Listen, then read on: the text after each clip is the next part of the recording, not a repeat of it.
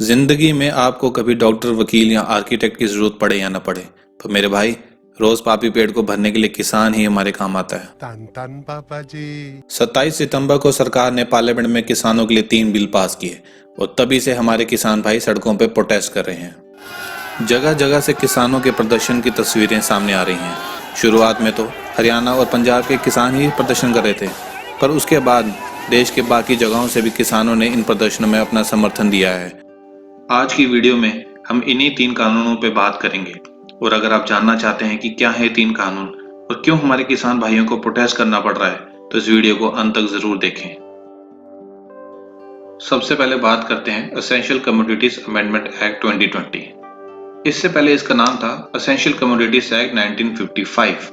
अब उस कानून में क्या था कि कोई भी अधिकारी, व्यापारी या बड़े स्टोर वाला एसेंशियल कमोडिटीज माने दाल, चावल, गेहूं, प्याज, आलू, इन सब चीजों की जमाखोरी नहीं कर सकता था। अब आप पूछेंगे भैया जमाखोरी से होता क्या है? अब इसको आप प्याज की एग्जांपल से समझिए। मानो कोई डीलर या बड़ा व्यापारी खूब सारा प्याज इकट्ठा करके रख ले अपने पास, स्टोर में दबा के रख ले। अब उसने खरीदा तो 10, 20 या 30 रुपए में था, लेकिन अब मार्केट में प्याज अवेलेबल नहीं है, मिल नहीं रहा, तो क्या होगा? अचानक उसकी कीमत बढ़ के 40, 50, 100 रुपए तक पहुंच जाएगी, और इससे भैया डीलर ने कमाया खूब सारा फायदा। अब कानून आया essential commodities amendment act 2020। Amendment मतलब कोई बदलाव। अब बदलाव क्या है इस कानून में, वो जानते हैं। अब इसमें बदलाव ये आया कि अब व्यापारी, डीलर, ये बड़े स्टोर वाले जितना चाहें, जब चाहें सामान अपने पास इकट्ठा करके रख सकते हैं। बस कब नहीं करके रख सकते?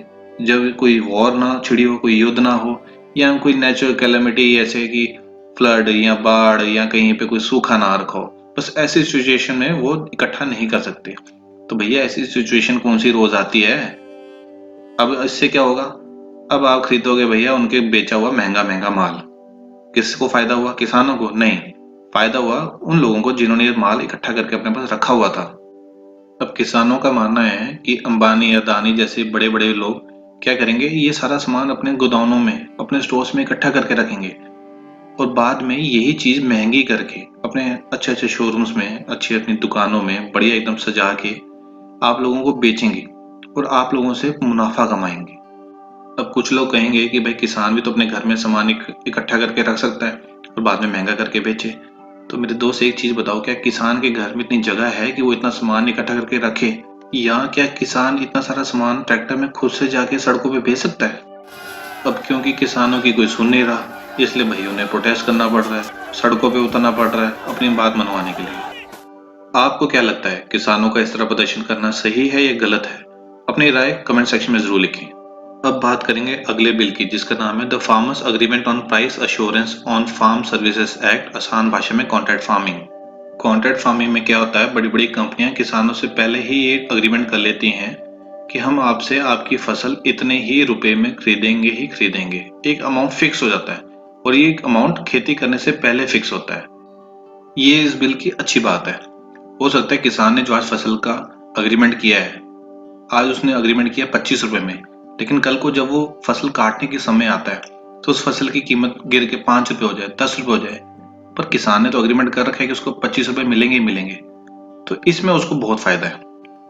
अब इतनी अच्छाइयां होने के बाद भी किसान इस बिल के लिए प्रोटेस्ट कर रहा है, तो वो प्रोटेस्ट इसलिए कर रहा है क्योंकि मान लो आज उसने कॉन्ट्रैक्ट किया 20 रुपए में, और कल को उसी चीज की कीमत बढ़ के मार्केट में 40 रुपए, 50 रुपए हो गई है, तो किसान वहां नहीं बेच सकता। किसान ने अग्रीमेंट कर रखा है, तो उसको 20 रुपए में ही बेचना होगा। यहाँ किसान को बहुत बड़ा नुकसान है, इसीलिए वो इस चीज का प्रोटेस्ट कर रहा है। अब हम बात करेंगे तीसरे और आखिरी बिल की, जिसका नाम है the farmers produce trade and commerce act. अब इस बिल में कहा गया कि किसान अपनी फसल को मंडियों के अलावा बाहर बाजार में, कहीं और दूसरे सिटीज में, अलग अलग देशों में जाके खुद से अपनी फसल को बेच सकता है। जहां ज्यादा फायदा मिले वहां अपनी फसल बेचे और खूब सारा पैसा कमाए। सरकार की ही बनाई एक संस्था है एनएसएसओ, जो किसानों के पास कितनी जमीन है, देश में कितनी बेरोजगारी है, उसका डाटा देती है। और इसके अनुसार सिर्फ 6% किसान ही मंडियों में अपना सामान बेचते हैं। और यही संस्था देश में बेरोजगारी का आंकड़ा देती है, जिसे मोदी ने अभी अभी बंद किया है। इसलिए अब आप मोदी के पास जाके ये नहीं कह सकते कि सर जी हमें नौकरी दो। इस बिल में कहा गया कि किसान अब यहाँ अपना सामान मंडी में बेच सकता है या मार्केट में बेच सकता है। अब किसान खुद से अपनी फसल बेचने कहाँ जाएगा? इतनी सारी फसल लेके क्या ट्रैक्टर में भर के सड़कों पे किनारे लगा के क्या वो इतनी सब्जी बेच पाएगा? ना उसके पास इतना समय है, जब तक उसने बेचनी है तब तो वो खराब हो जाएगी, ना वो अपनी अगली फसल उगा पाएगा। तो इसलिए बनी है मंडियां। अब मंडियों में क्या होता है, किसान अपनी सारी फसल लेके, अपनी सारा अनाज जो भी सब्जियां हुई हैं वहां लेके पहुंच जाता है, और वहां खूब सारे व्यापारी होते हैं जो क्या करते हैं, सरकार द्वारा फिक्स किए गए एमएसपी यानी कि मिनिमम सपोर्ट प्राइस से कम में उसकी फसल नहीं खरीद सकते। यानी किसान को कम से कम उतना पैसा तो मिलना ही मिलना है। ये किसान के लिए बढ़िया था। अब इस बिल में क्या किया गया, सरकार ने एमएसपी के लिए कोई बात नहीं की है, जिस वजह से किसान इस चीज का प्रोटेस्ट कर रहे हैं कि हमसे हमारा एमएसपी छीन जाएगा।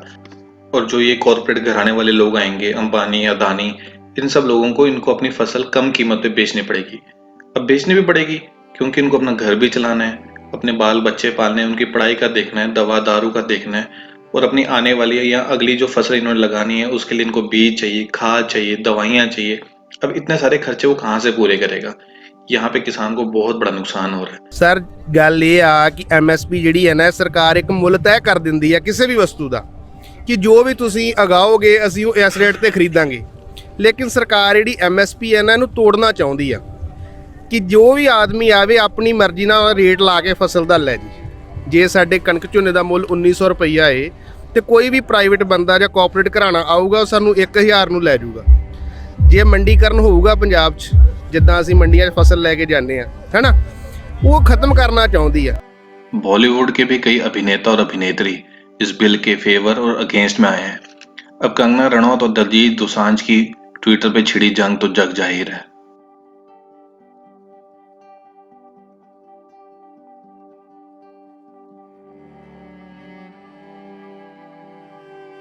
किसान भाइयों के इस प्रदर्शन को लेकर आप लोगों की क्या राय है, कमेंट सेक्शन में लिखना ना भूलें। और आज की हमारी ये वीडियो आपको कैसी लगी ये भी कमेंट सेक्शन में ज़रूर बताएं।